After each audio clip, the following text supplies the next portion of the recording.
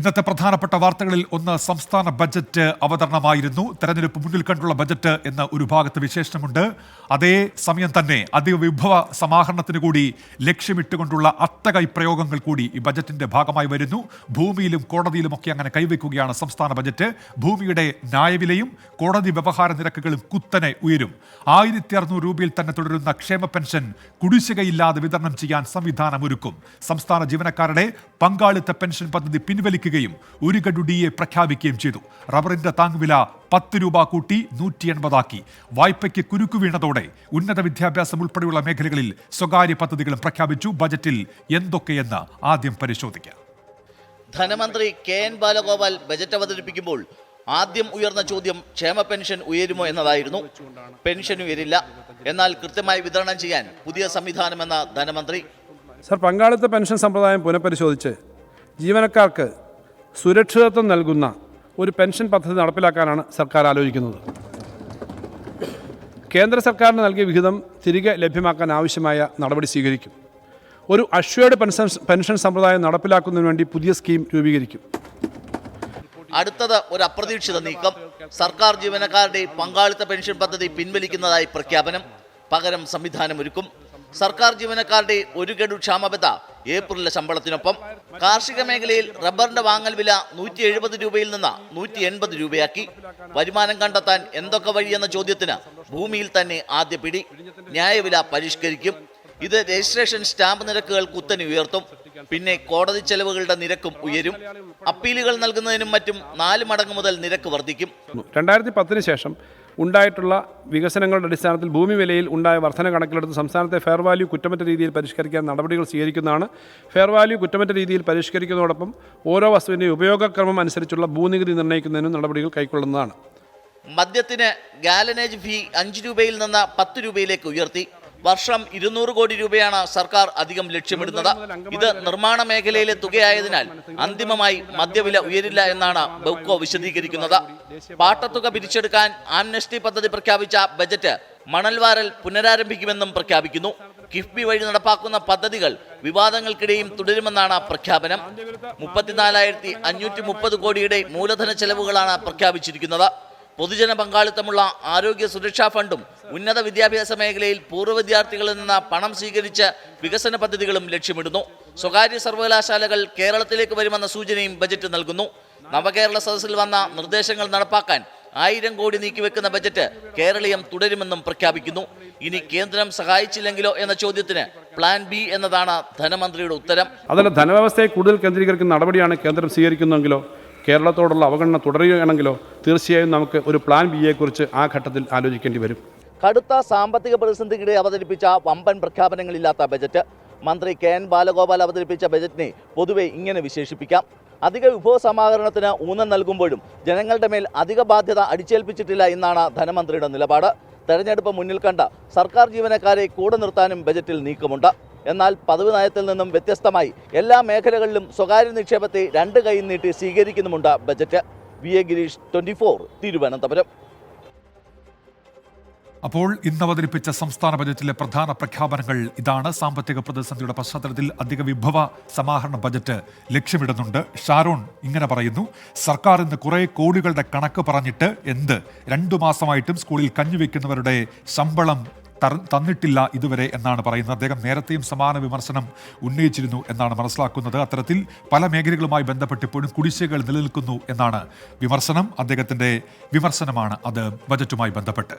സംസ്ഥാന ബജറ്റിന്റെ പേരിൽ പരസ്പരം കൊമ്പുകോർക്കുകയാണ് ഭരണപക്ഷവും പ്രതിപക്ഷവും. സംസ്ഥാനത്തിന്റെ പ്രതിസന്ധികൾക്ക് കാരണം മുൻ UDF സർക്കാരാണെന്ന ധനമന്ത്രിയുടെ പ്രസ്താവന നിയമസഭയിൽ ബഹളത്തിന് ഇടയാക്കി. ധനമന്ത്രി ബജറ്റിന്റെ വിശ്വാസ്യത തകർത്തു എന്ന് കുറ്റപ്പെടുത്തിയ പ്രതിപക്ഷം മന്ത്രി KN ബാലഗോപാലിനെ പരസ്യ സംവാദത്തിന് വെല്ലുവിളിച്ചു. കുടുംബശ്രീ ഉൾപ്പെടെ വിവിധ മേഖലകളിൽ സ്വകാര്യ നിക്ഷേപം പ്രോത്സാഹിപ്പിക്കുന്നതാണ് KN ബാലഗോപാലിന്റെ ബജറ്റ്. ക്ഷേമ പെൻഷൻ ഉയർത്തുമെന്ന് പ്രതീക്ഷിച്ചിരുന്നെങ്കിലും ഉണ്ടായില്ല. ഇന്ധന സെസ്സിൽ മാറ്റം പ്രതീക്ഷിച്ചെങ്കിലും അതിനെക്കുറിച്ച് ബജറ്റിൽ പരാമർശിച്ചു പോലുമില്ല. പങ്കാളിത്ത പെൻഷൻ സംവിധാനം മാറ്റുന്നതും ആരോഗ്യ ഉന്നത വിദ്യാഭ്യാസ മേഖലയിലെ സഹായങ്ങളുമാണ് സർക്കാർ ബജറ്റിൽ ഉയർത്തുന്ന നേട്ടങ്ങൾ. കേന്ദ്ര സർക്കാരിനെ കുറ്റപ്പെടുത്തിയതിനു പുറമെ പ്രതിപക്ഷം സഹകരിക്കാത്തതും ക്ഷേമ പെൻഷനിലും KSRTCയിലുമടക്കം പ്രതിസന്ധിക്ക് കാരണം UDF സർക്കാരാണെന്ന വിമർശനവും സഭയിൽ ബഹളത്തിന് വഴിവെച്ചിരുന്നു. Please, minister. Yes minister. വിഭവ സമാഹരണം സംബന്ധിച്ചാണ് സാർ. വിഭവ സമാഹരണം അല്പം ഉണ്ട്, മൊത്തം വായിക്കേണ്ടതാണ് ടാക്സ് ആയതുകൊണ്ട്. കുറച്ച് അധികം ടാക്സ് വരുന്നതിൽ നിർദ്ദേശങ്ങൾ കൂടുതലുണ്ട് സാർ. അപായകരമായ സൂചന നൽകുന്ന ബജറ്റെന്നായിരുന്നു പ്രതിപക്ഷ വിമർശനം. കേരളം കൂടുതൽ ധനപ്രതിസന്ധിയിലേക്ക് കൂപ്പുകുത്തുമെന്ന് പ്രതിപക്ഷ നേതാവ് വി.ഡി. സതീശൻ. യാഥാർത്ഥ്യബോധമില്ലാത്ത പ്രഖ്യാപനങ്ങൾ നടത്തി ബജറ്റിന്റെ വിശ്വാസ്യതയാണ് ഇന്ന് ധനകാര്യമന്ത്രി തകർത്തത്. യഥാർത്ഥത്തിൽ രാഷ്ട്രീയ പ്രഖ്യാപനങ്ങൾ നടത്തി പ്രതിപക്ഷത്തിനെ വിമർശിച്ച് ബജറ്റിന്റെ പവിത്രതയും ധനകാര്യ വകുപ്പ് മന്ത്രി നഷ്ടപ്പെടുത്തി. അടിസ്ഥാന സൗകര്യ വികസനത്തിന് പ്രത്യേക ഊന്നൽ നൽകുന്നുവെന്നും വലിയ രീതിയിൽ കേരളത്തിന് കുതിച്ചുചാട്ടം ഉണ്ടാക്കാൻ കഴിയുന്ന ബജറ്റാണെന്നും ധനമന്ത്രി. മലയാളികളുടെ ജീവിതത്തെയും സൗകര്യങ്ങളെയും കൂടുതൽ മെച്ചപ്പെടുത്തി മുന്നോട്ട് കൊണ്ടുപോകാൻ നമുക്ക് ഒരുമിച്ച് സാധിക്കും. അതിനുള്ള ദിശാസൂചകങ്ങളായ പദ്ധതികളും പ്രഖ്യാപനങ്ങളുമാണ് ബജറ്റിൽ ഉൾക്കൊള്ളിച്ചിട്ടുള്ളത്.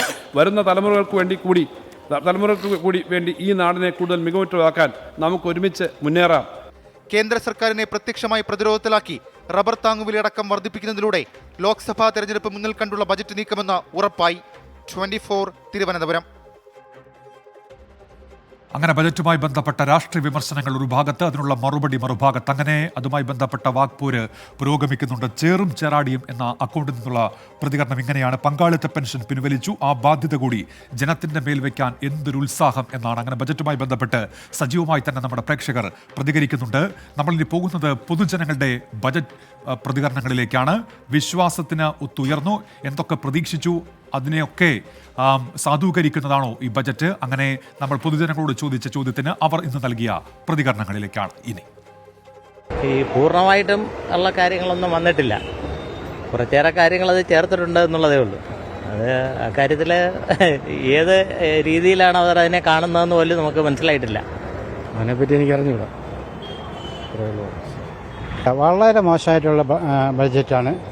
കരുതിയ ജീവനക്കാർക്ക് 7 വർഷം കൊണ്ട് ഒരു പൈസയുടെ ആനുകൂല്യം പോലും നൽകിയിട്ടില്ല. സർക്കാർ സർവീസിൽ നിന്ന് പെൻഷൻ പറ്റിയ നിരവധി ആളുകളുടെ ഒരു പ്രതീക്ഷയായിരുന്നു ബഡ്ജറ്റിൽ DA കുടിശ്ശിക തരുമെന്നുള്ള.